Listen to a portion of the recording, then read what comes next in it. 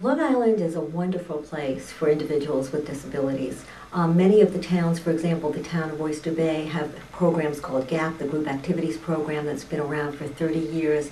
That's a recreation program run on weekends and evenings for adults and children with special needs. The town of Hempstead has the Anchor program, and there are a myriad of very, very strong, very active organizations such as AHRC Nassau, Life's Work, DDI, the Center for Developmental Disabilities. We have many, many programs on Long Island.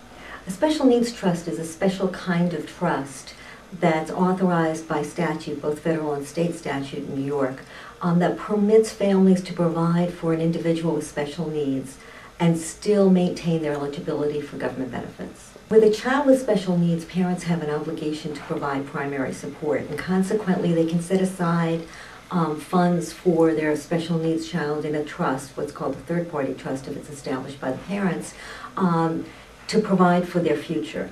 If the child is in need of special government benefits during their childhood, you can also use a special needs trust to place personal injury awards, inheritances, etc., to preserve government benefits.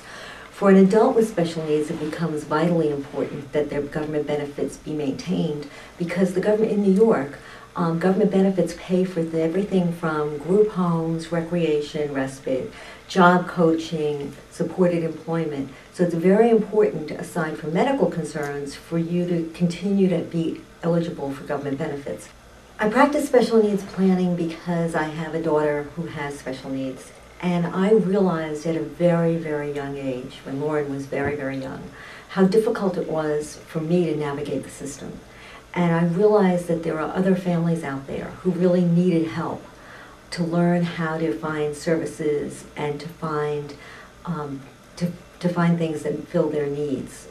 And I felt that having lived through it and gone through all that difficulty in determining what did Lauren need, how do I provide for her needs, how can I ensure that she has a quality of life when she's gone, how do I know who's going to take care of her when I'm gone.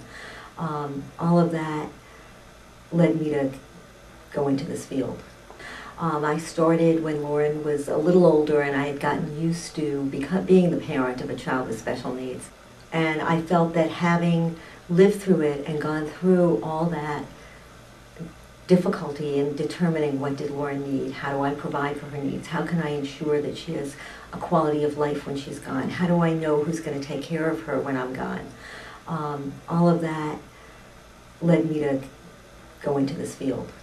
If it has to do with special needs, people generally come to me, and if I don't know the answer, I certainly know where to find it.